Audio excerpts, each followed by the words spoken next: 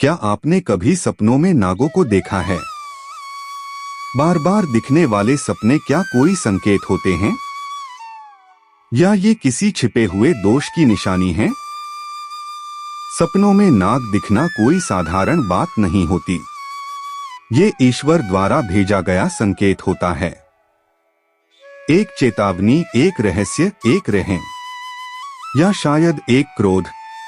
पुराणों में कहा गया है, जब नाग सपनों में आए तो समझो कोई अदृश्य शक्ति तुम्हारे भाग्य की डोर को हिला रही है। नमस्कार प्रिय भक्तों, आज मैं आपको नाग पंचमी की एक ऐसी चमत्कारी कथा सुनाने जा रहा हूं। प्राचीन काल में एक सेठ जी के 7 पुत्र थे। 7 के विवाह हो चुके थे। सबसे छोटे पुत्र की पत्नी श्रेष्ठ चरित्र की विदुषी और सुशील थी, परंतु उसके भाई नहीं था। एक दिन बड़ी बहू ने घर लीपने को पीली मिट्टी लाने के लिए सभी बहुओं को साथ चलने को कहा तो सभी धलिया और खुरपी लेकर मिट्टी खोदने लगी। तभी वहां एक सर्प निकला, जिसे बड़ी बहू खुरपी से मारने लगी। यह देखकर छोटी बहू ने उसे रोकते हुए कहा, मत मारो इसे, यह बेचारा निरपराध है। यह सुनकर बड़ी बहू ने उसे नहीं मारा। तब सर्प एक ओर जा बैठा। तब छोटी बहू ने उससे कहा, हम अभी लौट कर आती हैं, तुम यहाँ से जाना मत। यह कहकर वह सबके साथ मिट्टी लेकर घर चली गई और वहाँ कामकाज में फंसकर सर्प से जो वादा किया था उसे भूल गई। उसे दूसरे दिन वह बात याद आई तो सबको साथ लेकर वहाँ पहुँची और सर्प को उस स्थान पर बैठा देखकर बोली, सर्प भैया नमस्कार। सर्प ने कहा, तू भैया कह चुकी है, इसलिए तुझे छोड़ देता हूँ, नहीं तो झूठी बात कहने के कारण तुझे अभी डस लेता। वह बोली, भैया मुझसे भूल हो गई, उसकी क्षमा मांगती हूँ। तब सर्प बोला, अच्छा तू आज से मेरी बहन हुई और मैं तेरा भाई हुआ, तुझे जो मांगना हो मांग ले। वह बोली, भैया मेरा कोई नहीं है, अच्छा हुआ जो तू मेरा भाई बन गया। कुछ दिन व्यतीत होने पर वह सर्प मनुष्य का रूप रखकर उसके घर आया और बोला कि मेरी बहन को भेज दो। सबने कहा कि इसके तो कोई भाई नहीं था।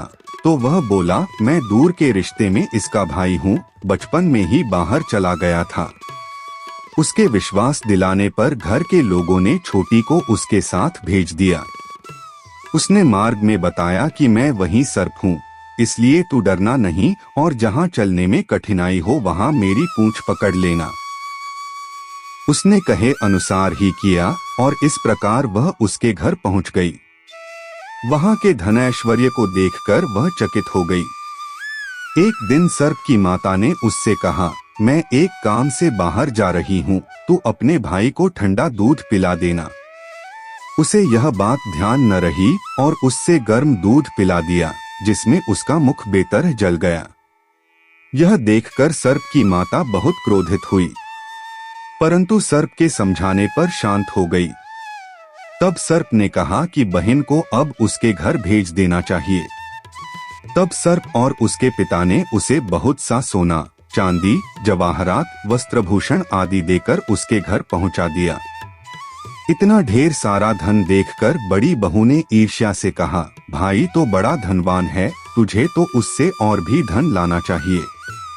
सर्प ने यह वचन सुना तो सब वस्तुएं सोने की लाकर दे दी। यह देखकर बड़ी बहू ने कहा, इन्हें झाड़ने की झाड़ू भी सोने की होनी चाहिए। तब सर्प ने झाड़ू भी सोने की लाकर रख दी। सर्प ने छोटी बहू को हीरामनियों का एक अद्भुत हार दिया था। उसकी प्रशंसा उस देश की रानी ने भी सुनी और वह राजा से बोली कि सेठ की छोटी बहू का हार यहाँ आना चाहिए। राजा ने मंत्री को हुक्म दिया कि उससे वह हार लेकर शीघ्र उपस्थित हो। मंत्री ने सेठ जी से जाकर कहा कि महारानी जी छोटी बहू का हार पहनेंगी, वह उससे लेकर मुझे दे दो। सेठ जी ने डर के कारण छोटी बहू से हार मंगा कर दे दिया। छोटी बहू को यह बात बहुत बुरी लगी। उसने अपने सर्प भाई को याद किया और आने पर प्रार्थना की, भैया रानी ने हार छीन लिया है, तुम कुछ ऐसा करो कि जब वह हार उसके गले में रहे तब तक के लिए सर्प बन जाए और जब वह मुझे लौटा दे तब हीरों और मणियों का हो जाए। सर्प ने ठीक वैसा ही किया। जैसे ही रानी ने हार पहना वैसे ही वह सर्प बन गया। यह देखकर रानी चीख पड़ी और रोने लगी। यह देखकर राजा ने सेठ के पास खबर भेजी कि छोटी बहू को तुरंत भेजो। सेठ जी डर गए कि राजा न जाने क्या करेगा। वे स्वयं छोटी बहू को साथ लेकर उपस्थित हुए। राजा ने छोटी बहू से पूछा, तूने क्या जादू किया है? मैं तुझे दंड दूंगा। छोटी बहू बोली, राजन, धृष्टता क्षमा कीजिए, यह हार ही ऐसा है कि मेरे गले में हीरों और मणियों का रहता है और दूसरे के गले में सर्प बन जाता है। यह सुनकर राजा ने वह सर्प बना हार उसे देकर कहा, अभी पहनकर दिखाओ। छोटी बहू ने जैसे ही उसे पहना वैसे ही हीरो मणियों का हो गया। यह देखकर राजा को उसकी बात का विश्वास हो गया और उसने प्रसन्न होकर उसे बहुत सी मुद्राएं भी पुरस्कार में दी। छोटी वह अपने हार और इन सहित घर लौट आई। उसके धन को देखकर बड़ी बहू ने ईर्ष्या के कारण उसके पति को सिखाया कि छोटी बहू के पास कहीं से धन आया है। यह सुनकर उसके पति ने अपनी पत्नी को बुलाकर कहा, ठीक ठीक बता कि यह धन तुझे कौन देता है। तब वह सर्प को याद करने लगी। तब उसी समय सर्प ने प्रकट होकर कहा, यदि मेरी धर्म बहन के आचरण पर संदेह प्रकट करेगा तो मैं उसे खा लूंगा। यह सुनकर छोटी बहू का पति बहुत प्रसन्न हुआ और उसने सर्प देवता का बड़ा सत्कार किया। उसी दिन से नाग पंचमी का त्योहार मनाया जाता है और स्त्रियां सर्प को भाई मानकर उसकी पूजा करती हैं। नाग पंचमी की एक और पौराणिक कथा है जिसे सुनने से भक्तों की गरीबी दूर होती है। और ऐसे ही एक दिन सावन की पंचमी आई। एक छोटी बहू जिसने सच्चे प्रेम से नाग देवताओं के लिए ठंडा दूध और मीठी रोटी तैयार की, पर एक भूल हो गई। दूध उबालते समय गलती से जल गया। नागों का मुख जल गया और वे क्रोधित हो उठे। गुस्से से फुफकारते नाग जब घर पहुंचे तो मौत का साया छा गया। लेकिन तभी एक अद्भुत चमत्कार हुआ।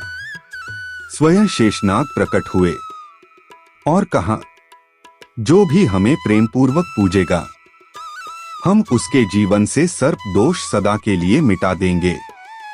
उस दिन से हर वर्ष श्रावण मास की पंचमी को नाग पंचमी के रूप में मनाया जाने लगा। महिलाएं ठंडा दूध, फूल, फल और श्रद्धा का समर्पण लेकर नागों को पूजती हैं, ताकि उनके जीवन से भय, दोष और दुख दूर हो जाएं। और आज यदि आपके भी सपनों में नाग आते हैं तो इसे अनदेखा मत कीजिए। ये कोई भ्रम नहीं, ये ब्रह्मा का संदेश है।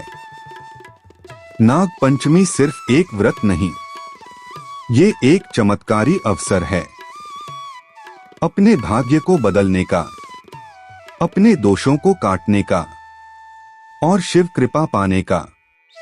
दोस्तों, सपनों में नाग आना कोई साधारण बात नहीं होती।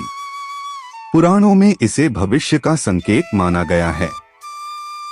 यह ईश्वर द्वारा भेजा गया संदेश होता है और जो इस संदेश को समझ जाता है उसका भाग्य बदल जाता है। भगवान शिव ने माता पार्वती से कहा था, जो भी नाग पंचमी का व्रत श्रद्धा और विश्वास से करता है उसके जीवन के सारे दोष समाप्त हो जाते हैं। नाग पंचमी न केवल एक त्योहार है बल्कि यह एक ईश्वरीय रक्षा कवच है जो आपके जीवन के अदृश्य संकटों से रक्षा करता है। इसलिए श्रद्धा से मनाइए नाग पंचमी और कहिए ओम नमः नागाय, ताकि देवता स्वयं आपके जीवन में सुरक्षा का कवच बुने। धन्यवाद। ओम नमः शिवाय।